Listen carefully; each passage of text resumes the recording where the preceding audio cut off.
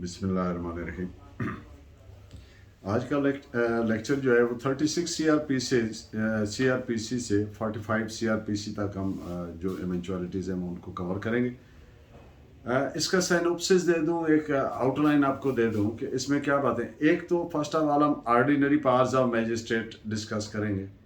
Judicial powers का कैसे आपको पता चलेगा, what are the characteristics, traits और खद्दो खाल कह लें कि ये जुडिशल है या ये एडमिनिस्ट्रेटिव है। क्या पुलिस गाड़ियां पकड़ सकती है सेक्शन 44 के तहत या 42 के तहत? क्या ये उसके इख्तियार है? तो सेक्शन 44 में किस तरह से हर शहरी, हर सिटीजन, हर पाकिस्तानी पाबंद है कि पुलिस को इतला करें। तो ये वो मेन बातें हैं जिन पे हम कोशिश करेंगे कि आपको क्लियर हो जाए। तो starting from the ordinary powers, तो ordinary powers of a magistrate, what he is supposed to exercise are those which are conferred by law under the code. CRPC में थर्ड शेड्यूल में मेंशन की गई हैं, those are the ordinary powers of magistrate. ये इनकी diversity है। इनमें से जो मैजिस्ट्रेट पावर्स करते हैं वो गुनागू हैं, मुख्तलिफ तरह की हैं, मुख्तलिफ नौइयत की हैं। डाइवर्सिटी है, यानी कि डाइवर्स टाइप है। वो जुडिशल भी है, एडमिनिस्ट्रेटिव भी है, और वो उसमें बाज़ औक़ात उसको प्राइस कंट्रोल एक्ट के तहत लगा देती है, on the recommendation of high court, provincial government लगा देती है। तो then he would be working, exercising at many times he would be exercising capacity of a persona designata, a person who has been designated for a specific purpose, for the performance of a specific duties. तो ये उसकी diversity of powers है। Administrative नौयत का कार्य भी कर रहा है, उसमें पब्लिक अफेयर्स से रिलेटेड भी कर रहा है, जुडिशल माइंड भी अप्लाई कर रहा है। और ये भी हो सकता है कि बज़ाहिर वो ऐसे लग रहा है कि ये बिल्कुल जुडिशल माइंड एक्सरसाइज कर रहा है, और इनफैक्ट वो नेचर उसकी क्या है प्रोसीडिंग की, एडमिनिस्ट्रेटिव इन नेचर है। तो इन बातों पे आप ये रिपोर्टेड जजमेंट नोट कर लीजिए, PLD 2020 लाहौर, पेज 77। अब अगर एक report under section 173 CRPC submit की गई है मैजिस्ट्रेट के पास, तो इसमें जो वो एग्री या डिसएग्री करता है, यानी proceed with upon that report करते हैं, तो उसको आप क्या कहेंगे, जुडिशल है या एडमिनिस्ट्रेटिव है? आप जानते हैं कि रिपोर्ट अंडर सेक्शन 173 क्या होती है, यानी चलान, जिसको उर्फ़े आम में कहते हैं कि चलान पेश किया पुलिस करती है। पुलिस ने after completion of investigation submitted report under 173, यानी चलान पेश कर दिए। अब इस पे जो वो प्रोसीड कर रहा है, उससे वो अगर वो अखराज रिपोर्ट सपोज मुरतब किया, तो वो उससे एग्री या डिसएग्री करे। तो ये जो कैपेसिटी है, you must be clear about it कि इट इज एडमिनिस्ट्रेटिव। इसको एग्जेक्टिव भी बोलते हैं, इसको सुपरवाइजरी भी बोलते हैं, क्योंकि जितना भी पुलिस उस एरिया में काम कर रही है उसकी सुपरविजन मैजिस्ट्रेट कर रहा है। कोई ऑफेंस हो चुका है या होने वाला है, या किसी की इंटेंशन है कमिट करने की, तो जिस आदमी के इल्म में आ गया, तो he is bound to report to which nearest police station or magistrate और जस्टिस ऑफिस। ये 3 पर्सन है, लीगल पर्सन। तो इसलिए कोई FIR होती है तो उसकी 4 परतें होती हैं, जैसे निकाहनामे की 4 परतें होती हैं, तो इसी तौर से FIR की भी 4 परतें होती हैं। तो एक परत जाएगी पुलिस वाले के पास, एक रिकॉर्ड में रिटेन हो जाएगी, एक जाएगी IG ऑफिस, एक SSP ऑफिस, और एक मैजिस्ट्रेट के पास। मीनिंग देयर बाय कि उसकी जो टेरिटोरियल जुरिस्डिक्शन है उसमें कोई ऑफेंस होने वाला है या हो चुका है, तो फर्स्ट ऑफ ऑल मैजिस्ट्रेट को करना, यानी वो उसको सुपरवाइज कर रहा है। And if he comes to know, इसके पास सो मोटो पावर्स भी हैं अंडर 190। अगर उसको अपने जरिए से पता चलता है कि ये ऑफेंस हो गया है, तो he is duty bound under 190 CRPC to take cognizance of that offence. ये जो बैकवर्ड मुआशरे होते हैं, वहां पे इंप्लीमेंटेशन ऑफ लॉ नहीं होता। आप देखेंगे हमारे यहाँ कई आपको ऐसे रिपोर्टेड वाकयात आएंगे जो मीडिया में सारी दुनिया देख रही है, गोलियां चल रही है, क्राइम हो रहा है, FIR नहीं हो रही। डॉक्टर ताहिरुल कादरी का मामला है, और 101 मिसालें आपको मिल जाएंगी। तो ये उसकी इंप्लीमेंटेशन नहीं हो रही, ये मैजिस्ट्रेट का इख्तियार है, and he is duty bound to proceed under 190। तो let's be clear about it कि once he proceeds upon the report, challan पे जो वो कार्रवाई करता है, that is always administrative in nature. इस पे केस ला आप नोट फरमाइए 2005 YLR पेज 8 to 9। अब जुडिशियल ऑर्डर्स के ट्रेड्स क्या है? TRAITS, ट्रेड्स, खतोखाल, करेक्टरिस्टिक्स। कैसे पता चलेगा ये जुडिशियल ऑर्डर है? तो इस पे 2-4 मेन पॉइंट्स जो आपकी, पहली पावर तो यह है कि उसको जो भी पावर उसने एक्सरसाइज करनी है अपनी कैपेसिटी मैजिस्ट्रेट ने, that is always deemed to be conferred by law. वो लॉ ने उसको कंफर किया अंडर द कोड। तो पहली पावर क्या है कि जो जब वो जुडिशियल कैपेसिटी एक्सरसाइज कर रहा है, तो to determine the controversy between the parties, to उसको सुनना और उसका फिर डिटरमिन करना, तयन कर देना। ये जो आप कहते हैं कि हेल्ड गिल्टी एंड सेंटेंस्ड, तो ये गिल्टी और सेंटेंस का क्या फर्क है कि गिल्टी जब वो कोर्ट कहती है तो it means the court has held the offender, the accuse to be guilty, to be having committed that offence, कि उसने ये जुर्म किया है, एंड सेंटेंस, और उसको सजा दी। तो जो वो मामला को सुन के उसको फाइनली उसको कर सकता है डिटरमिन। तो ये नंबर 1 बात होगी।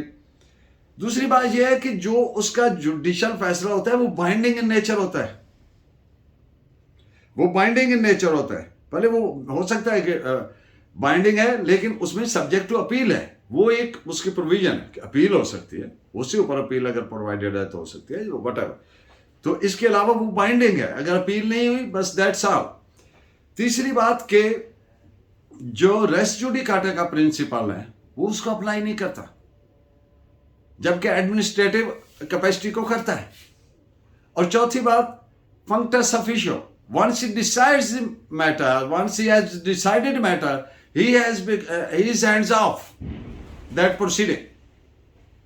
वो उसके बाद उसमें कोई इख्तियार नहीं रखता है। इसको लैटिन वर्ड है functus, FUNCTUS, functus officio. Once decided is always decided. Once he has decided a list, a dispute, a controversy, a criminal case, then he is hands off. He is functus officio. He does not have any power to proceed or pass any other order about that. और जो जब judicial proceeding कर रहा है तो that can not be impeached और challenged in any other collateral proceeding. बात को जरा क्लियर कर दो कि अगर कोई एडमिनिस्ट्रेटिव प्रोसीडिंग हो रही है तो उसमें वो उससे ऊपरी वाले को दरखास्त दे देता है, उधर अदालत में रिट कर देता है, उधर कोई और इम्पेन कर देता है, उस पर एतराज कर देता है, चैलेंज कर देता है। लेकिन जब जुडिशियल कैपेसिटी में वो प्रोसीड करे तो फिर ये नहीं हो सकता। अगर रिट किया है या हाई कोर्ट में गया है या कोई और रेमेडी एक्सरसाइज, तो कोर्ट कहेगी आप कॉम्पिटेंट कोर्ट के पास है, who is invested with the full powers, तो आप जाएं, अपने फोरम पे जाएं, आपके पास तो प्रॉपर रेमेडी मौजूद है। तो ये मेन ट्रेड्स हैं जुडिशियल कैपेसिटी के। अब एडमिनिस्ट्रेटिव की बात कर ले। इसमें पब्लिक मामलात को रेगुलेट करना, सुपरवाइज करना और पब्लिक अफेयर्स को उनको रिजॉल्व करना। ये मैंने अर्ज किया कि डाइवर्सिटी है, डाइवर्सिटी में तनवो, to be of multiple nature. जो मैजिस्ट्रेट के इख्तियार हैं those are of quite diverse in nature. तो उसमें तनवो है, कभी तो वो कोई कैपेसिटी यूज कर रहा है, कभी वो जुडिशियल है, कभी एडमिनिस्ट्रेटिव है, कभी वो पब्लिक अफेयर्स कर रहा है, कभी वो ब्रीच ऑफ पीस को, कभी हमने आमा को प्रिजर्व कर रहा है, कभी को उसके पास न्यूसेंस के मामला आ गए। तो ये एक बात तो ये है, जबकि ये कैपेसिटी जुडिशियल नहीं, ये सारे एडमिनिस्ट्रेटिव में आएंगे। तो कभी वो देखते हैं, आप खबरों में देखते हैं कि मैजिस्ट्रेट साहब जो है ये वो अडल्ट्रेशन फूड, यानी वो दूध में मिलावट या खाने पीने की जो कमोडिटीज हैं उनमें अल्ट्रेशन कर रहा है, उसको चेक कर रहा है, फाइन कर रहा है, जुर्माना कर रहा है, उस पर प्रोसीडिंग कर रहा है। एडमिनिस्ट्रेटर, ये इट इज ऑलवेज ओपन, जो एडमिनिस्ट्रेटिव ऑर्डर है, to any material error of law और फैक्ट इन ईदर डायरेक्ट और collateral proceeding. It is always open. इसमें कोलेटरल प्रोसीडिंग हो सकती है। कोलेटरल का मतलब क्या होता है? एक होता है, मैं क्लियर कर दूं कि जैसे एक तन्ना है, दरख्त है, तो वो जो तन्ना है वो मेन है, और उसकी जो ब्रांचेस हैं वो कोलेटरल उनको कहते, यानी जो एक मेन चीज के साथ छोटी चीज चल रही है, दरिया से नहर निकल रही है। तो ये समझाने के लिए कि कोलेटरल प्रोसीडिंग एडमिनिस्ट्रेटिव ऑर्डर में चलाने पे कोई कदगन नहीं है, कोई लीगल बार नहीं है।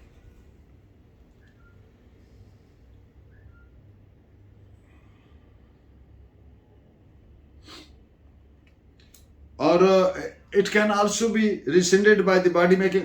एडमिनिस्ट्रेटिवली जो ऑर्डर पास किया, जो पास करने वाला है, वो उसको एक और ऑर्डर के जरिए अंडू भी कर सकता है।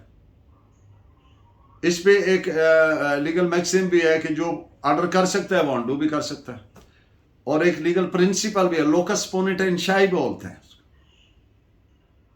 कि जो एडमिनिस्ट्रेटिव अथॉरिटी होती है, जो कॉम्पिटेंट अथॉरिटी होती है, वो एक ऑर्डर कर सकती है तो उसको अंडू भी कर सकती है। तो जबकि जुडिशियल ऑर्डर जो है उसको पास करने के बाद फंक्टस सफिशिएंट। तो जो तो ये उसके मेन ट्रेड्स हैं। जब वो अब ये चीजें आप अपने परवेव में रखेंगे, आपको पता चल जाएगा कि ये जुडिशियल इन नेचर हो रहा है प्रोसीडिंग या ये एडमिनिस्ट्रेटिव इन नेचर है। अब उसका जानना जरूरी क्यों है, पता करना जरूरी क्यों है? इसलिए कि if a person is aggrieved from the administrative order, तो उसके पास क्या रेमेडी?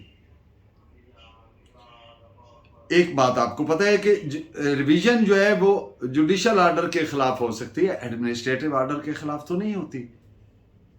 तो अगर तो जुडिशियल ऑर्डर है तो जो एग्रीव्ड पर्सन है वो रिवीजन फाइल करेगा उसके खिलाफ, लेकिन जब एडमिनिस्ट्रेटिव ऑर्डर है तो एग्रीव्ड पर्सन उसके खिलाफ रिट पिटीशन करे। तो ये उसके इस कैपेसिटी की वजह से इसको जानना इसलिए जरूरी है, ताकि उसके ऑर्डर के ग्रीवेंस को रिड्रेस कैसे कराना है और रेमेडी कहां से लेनी है, इसका क्लियर करने के लिए। तो ये जो मैंने गुजारिशात की, इस पे आप केस लॉ भी नोट फरमाइए। PLD 2020 law page 77 and PLD 1985 supreme court page 62। Section 37 CRPC provides additional powers conferred on magistrates. कोई भी additional powers provided under the code, high court की रिकमेंडेशन पे प्रोविंशियल गवर्नमेंट किसी स्पेसिफिक पर्सन को nominate करके मुतय्यन कर सकती है। मसलन ये इतवार बाजार लगे हुए हैं, तो ये जो मैजिस्ट्रेट साहब है, ये प्राइस कंट्रोल एक्ट के तहत वहां पे जरा इख्तियार रखते हैं कि कोई उस से तजावुज तो नहीं कर रहा है, मर्जी के तो नहीं चार्जिंग का ओवर चार्जिंग तो नहीं कर रहा, जुर्म है। प्राइस कंट्रोल एक्ट मौजूद है। हमारे लोगों को पता होना चाहिए कि अगर कोई चीज 1 रुपए की है तो वो 100 रुपए की बेच रहा है तो जुर्म कर रहा है, उसके खिलाफ FIR हो सकती है अंडर प्राइस कंट्रोल एक्ट। तो इसलिए ये मैजिस्ट्रेट होता है, जब वो उस कैपेसिटी को यूज करता है तो वो वाला पर्सोना डेजिग्नेटर होता है, उसके लिए अपॉइंटेड स्पेसिफिकली होता है। सेक्शन 38 रिपील हो गई, ओमिट हो गई। 39 में मोड ऑफ कंफरिंग पावर्स बयान किए गए, जो अभी मैंने बात की। It is always the provincial government. किसकी रिकमेंडेशन पे? हाई कोर्ट की रिकमेंडेशन पे वो पावर कंफर करती है कि ये काम आपने करने।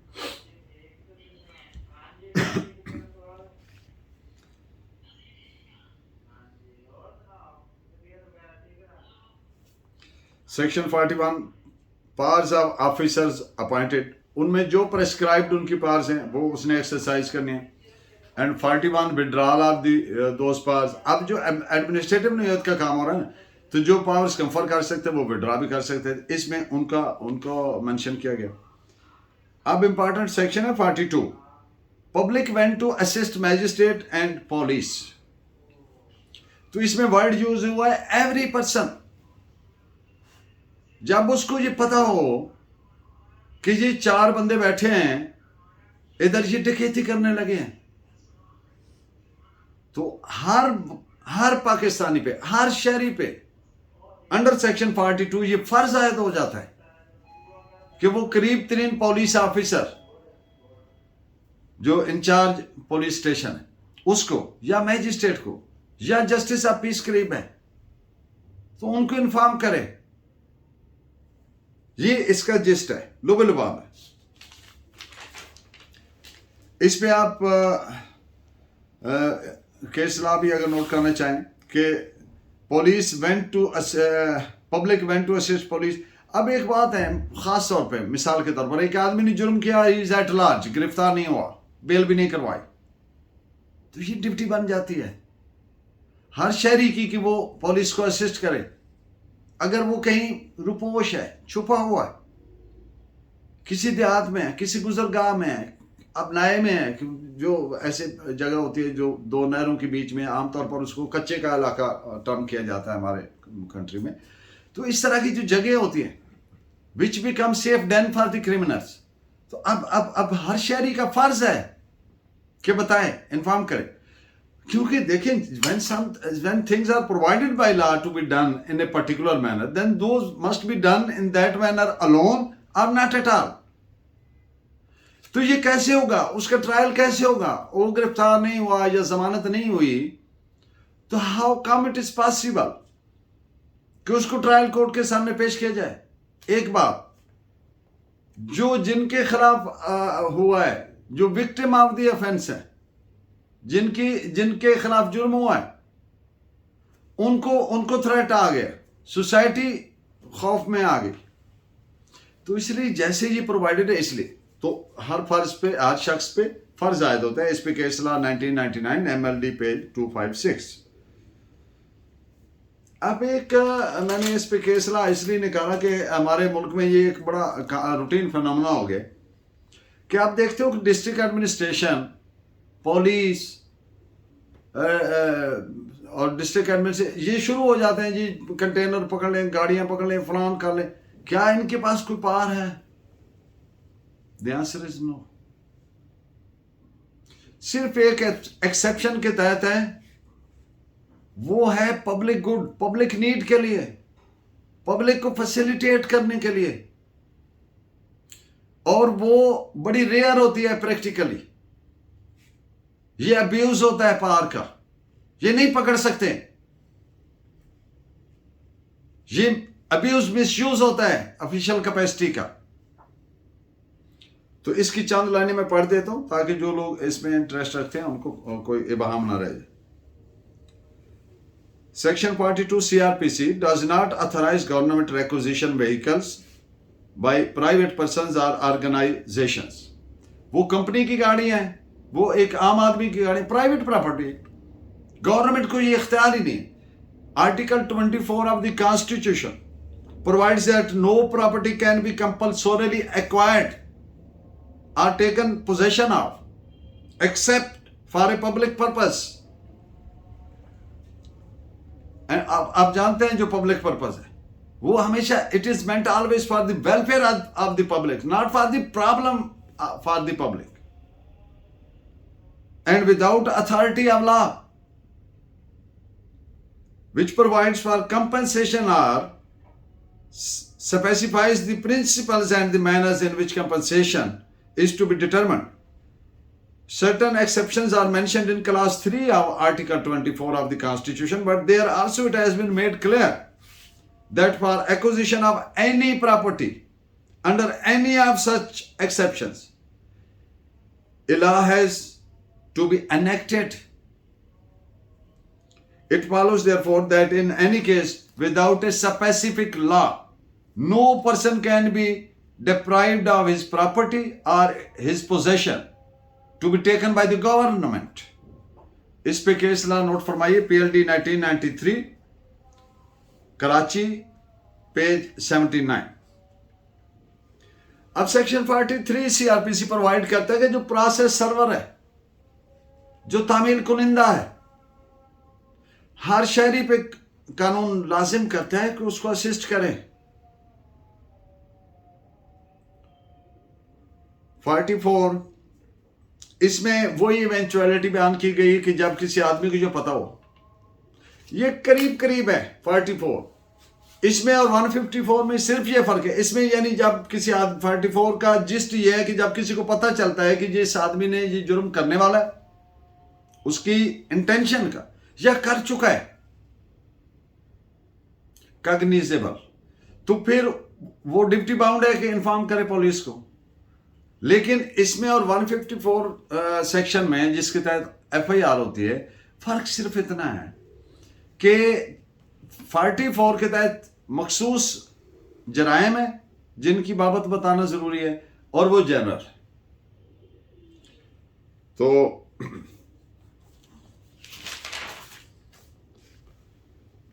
इसकी जो डिफरेंट इवेंचुअलिटीज हैं वो मैं इंतहाई मुख्तसरन आपके सामने रख देता हूँ। एक बात तो ये हो गई कि वो पाबंद है फौरन इतला करे इस पे AIR 1941 रंगून पेज 324। और अगर किसी ने इसकी खिलाफ वर्जी की, नहीं इतला की, और पता चला कि ये was in the knowledge of that, तो फिर उसके खिलाफ कार्रवाई हो सकती है under section X 176 and 202 PPC। और अगर किसी ने जानबूझ के गलत इतला दी है पुलिस को, तो उसके खिलाफ अंडर सेक्शन 177 PPC कार्रवाई हो सकती है। कार्रवाई का मतलब है कि वो पर्चा हो जाता है, मुकदमा हो जाता है, क्रिमिनल केस बन जाता है कि पब्लिक सर्वेंट को। इस पे रिपोर्टेड जजमेंट है AIR 1916 मद्रास पेज 493।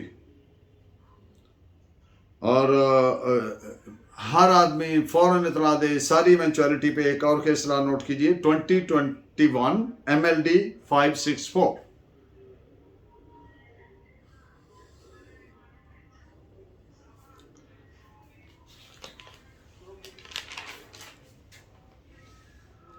ये जो मैंने गुजारिश की कि इसमें डिफरेंस बिटवीन 44 एंड 154 थी, सिमिलैरिटीज तो ये है कि इतला करना किसी जुर्म का। तो इस पे फॉर डिटेल्ड गाइडेंस आप 2 जजमेंट्स नोट फरमाएं। अगर कोई स्पेसिफिकली इस पे किसी को डिटेल व्यू चाहिए, 2011 Pakistan criminal law journal page 1870 and AIR 1933 Lahore page 515।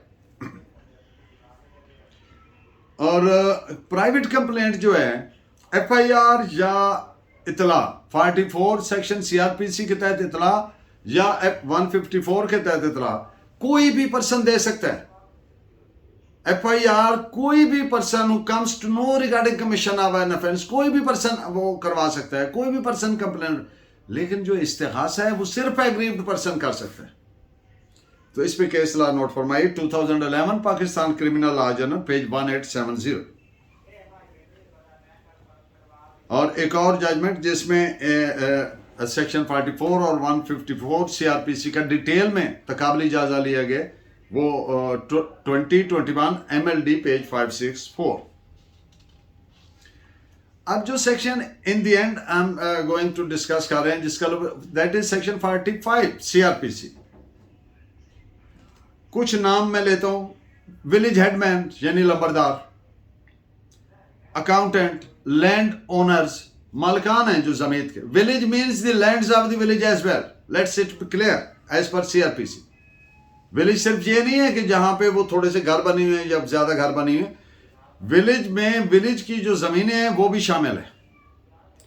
तो लंबरदार जो चौकीदार है पुलिस का, वो जो अकाउंटेंट है जो मालिया कलेक्ट करता है, तो ये लोग जो हैं ये इन पे फर्ज आयद होता है। कोई जुर्म हो चुका, होने वाला, कोई नामालूम नाश मिली नाश का कोई पार्ट मिला, या कोई अचानक नागहानी पता चला कि वो बंदा तो बिल्कुल ठीक था, डेथ हो गई, तो शुबा हो सकता है कि मुमकिन है या सुसाइड किया या कत्ल किया, कोई कमीशन ऑफ ऑफेंस हुआ। तो इन सारी सूरतों में ये जो लोग हैं ये पाबंद हैं कि उसको पुलिस को प्रॉम्प्टली फौरन उसको करें।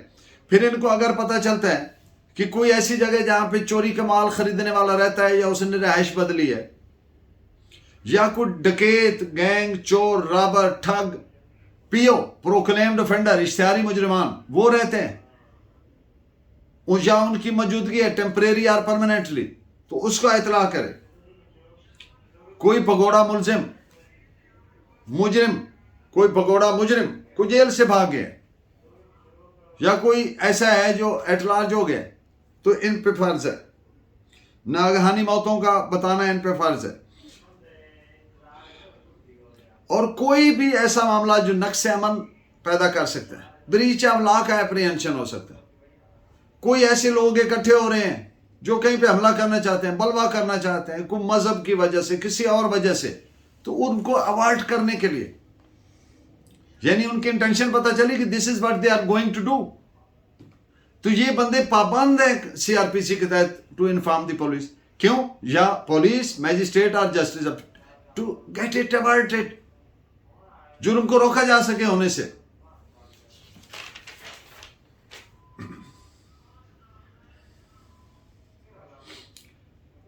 अगर किसी जगह पे, वैसे तो आप जानते हैं deputy commissioner is the authority to appoint a numberdar, लेकिन अगर कहीं पे ऐसा नहीं अपॉइंटेड पर्सन है, तो फिर उसको डीओआर जो है वो फौरी तौर पर सीआरपीसी के तहत under this section can appoint him, कि सीआरपीसी के जो रिलेटेड ये वाले काम है वो उससे लिए जा सके। ये जो मैंने गुजारिशात की हैं आपके सामने, इन पे केस ला आप नोट फरमा लीजिए।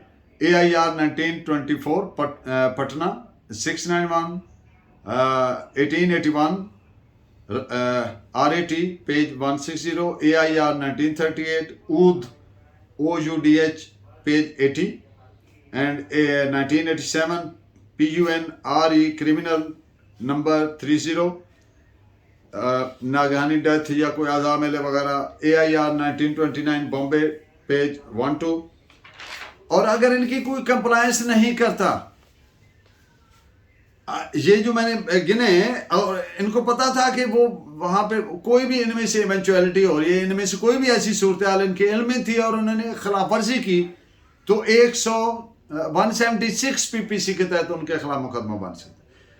तो I wish my lecture be beneficial for you. Keep guiding me. Thank you very much. See you soon in the next lecture with the topic of very important and concerned topic of criminal law, that is arrest, escape, retaking, etc. So keep in touch. Thank you very much.